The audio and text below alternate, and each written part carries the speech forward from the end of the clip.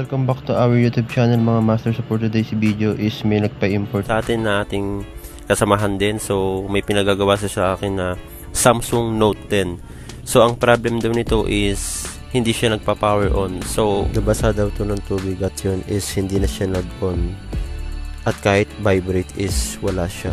So nung nabasa daw to is sinaksak daw agad sa charger, kaya yun hindi na siya nag-power on. So ito yung susubukan natin ngayon kung magagawa pa ba natin tong unit na to. Okay, so baklasin ko na yung kanyang back cover mga master. So hindi kasi ako nakapagdala ng tripod, kaya nilagay ko na lang dito sa gilid yung phone para ma-video natin tong ating nire-repair. So iinitan natin siya ng hot air mga master para mas mabilis natin matanggal yung kanyang back cover.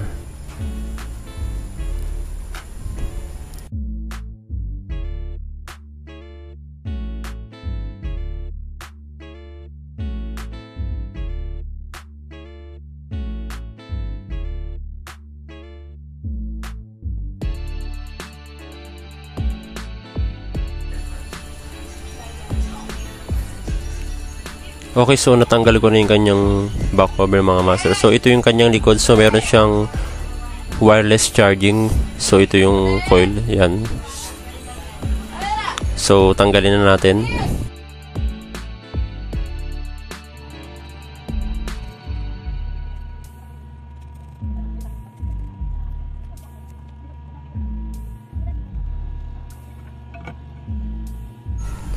So ang una kong gagawin mga master is i-check ko kung shorted ba yung kanyang board. So gagamit ako ng tester. So naka-diode mode ako dito. So yan mga master is meron akong nakitang shorted. So capacitor to. So ito yung tatanggalin ko mamaya para malaman natin kung may iba pa ba siyang sira or capacitor lang yung nasira. So dito yun sa may kanyang battery terminal malapit, and then dun sa kanyang charging IC.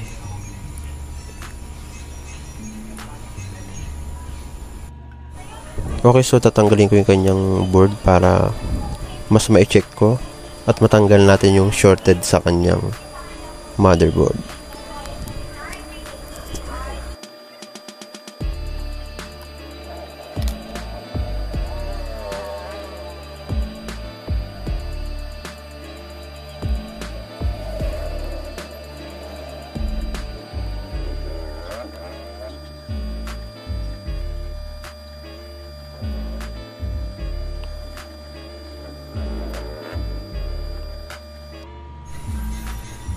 Okay, so dito yung na-trace ko kaninang shorted malapit sa kanyang charging IC. So may battery terminal. So dyan tayo magtatrabaho. Tatanggalin ko yung shorted na capacitor dyan. Okay, so tatanggalin ko na yung shorted na capacitor mga master para ma-check natin kung shorted pa rin ba yung board.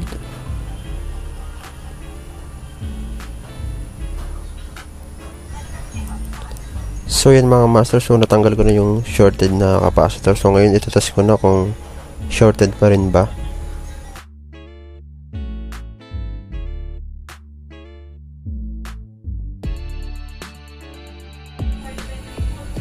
Okay, so hindi na nga shorted yung ating board mga master. So yung tinanggal kong capacitor is yun yung nagpe-prevent ng short kapag tinetester natin, kasi sira yung capacitor.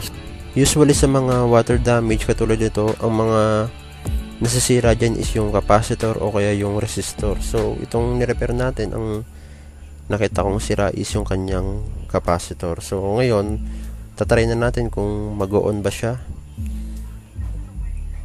kung wala bang nadamay na IC, kasi ito is nung nabasa na i-charge pa daw nila, kaya malalaman natin kung may iba pa siyang sira. So yan, kinakabit ko na yung kanyang board.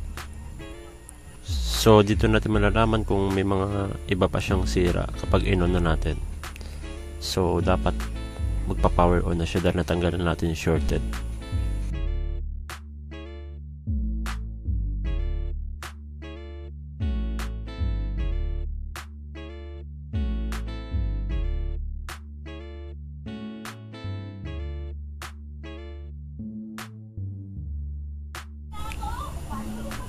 Okay, ipapower on ko siya.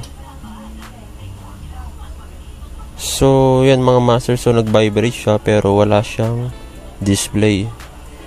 So, testing lang natin higpitan yung mga terminal ng LCD niya. Baka hindi lang nahihigpit.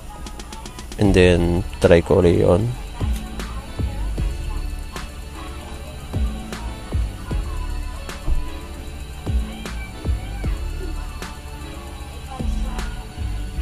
Okay, so yan mga master. So wala pa rin siyang display.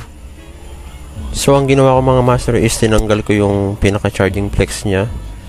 So tinignan ko yung flex doon ng LCD.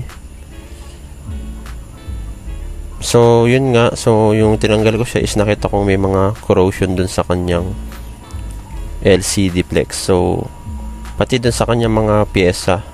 Kaya ayaw niya mag-display.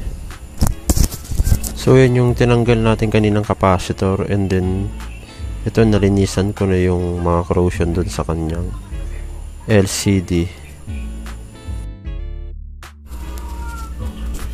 So ang naging sira niya is yung shorted yung board niya, and then yung kanyang LCD is blackout dahil sa mga corrosion ng kanyang LCD. So dahil nalinisan na natin siya, ito na siya ngayon mga master.